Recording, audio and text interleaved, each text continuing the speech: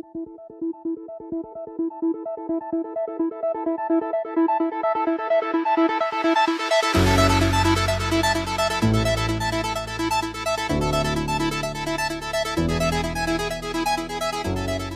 selamat pagi, selamat siang, selamat sore, selamat malam, selamat datang kembali di channel Kawan Review. Seperti biasa, kalau kalian sudah melihat video ini berarti sudah ada ulasan film atau mungkin serial yang udah kalian tonton atau mungkin belum kawan-kawan tonton dan aku rekomendasikan.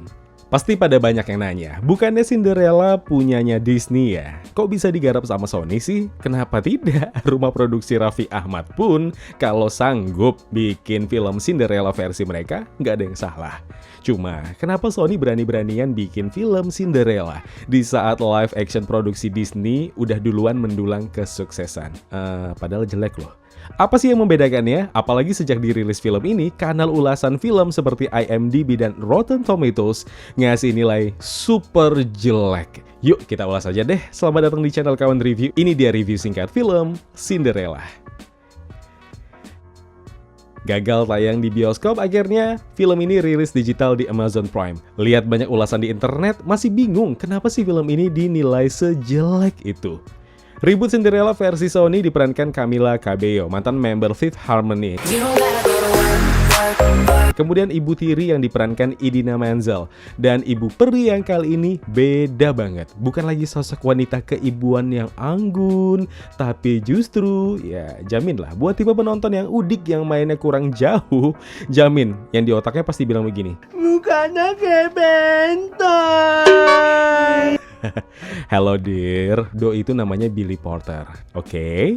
Namanya juga ribut, tokoh karakter intinya mungkin ada kesamaan, tapi total isi ceritanya benar-benar berubah dari apa yang kalian ketahui. Cinderella tetap jadi anak tiri yang tinggal bersama ibu tiri dan dua saudari tirinya. Tapi di sini Cinderella dapat perlakuan tidak sekejam kisahnya yang ada di Disney atau yang kalian ketahui. Kemudian, kereta kuda bukanlah dari labu, tapi kotak dan pin bergambar kuda.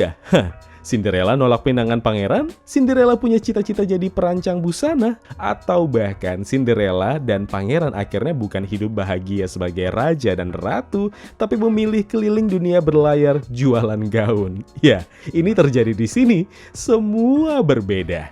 Boleh dibilang, Cinderella versi Sony punya kemasan dan isi yang sangat segar.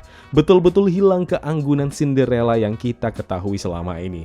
Tangan dingin, Kai Cannon dan produser James Corden berhasil membuat Cinderella yang dewasa. Bener, saking dewasanya. Ini nggak cocok jadi tontonan anak-anak lagi. Bukan seperti Cinderella versinya Disney, ini mungkin jadi alasan kenapa kedua kanal ulasan film itu memberikan nilai yang sangat jelek. Karena label Cinderella film yang ramah anak-anak benar-benar hilang. No, di sini nggak ada adegan ciuman kok. Telanjang-telanjangan apalagi, adegan kasar pun nggak ada. Dari kacamataku ngelihatnya ini film yang fun.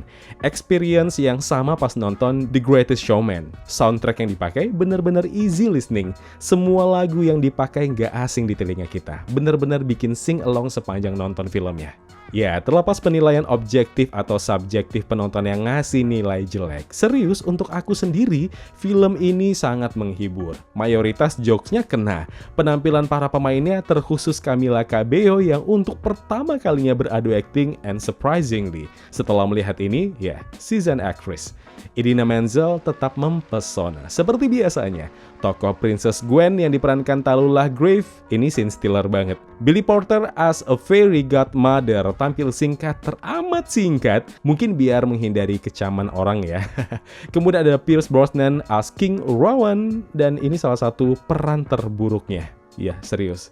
And last but not least, James Corden. Sorry bang, gak ada lucu-lucunya kawa di sini. And overall, Cinderella reboot Sony ini tidak seburuk ulasan banyak orang. Ini fun, ini meriah. Dan kalau disuruh pilih antara live action Cinderella versi Disney dan Cinderella versinya Sony, ya aku akan milih Cinderella versi Sony.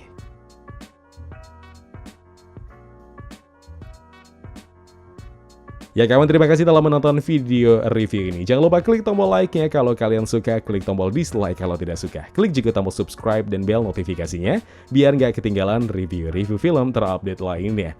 Kalau gitu aku Zain pamit undur diri. Terima kasih, jaga kesehatan, tetap negatif, dan jangan lupa jaga jarak.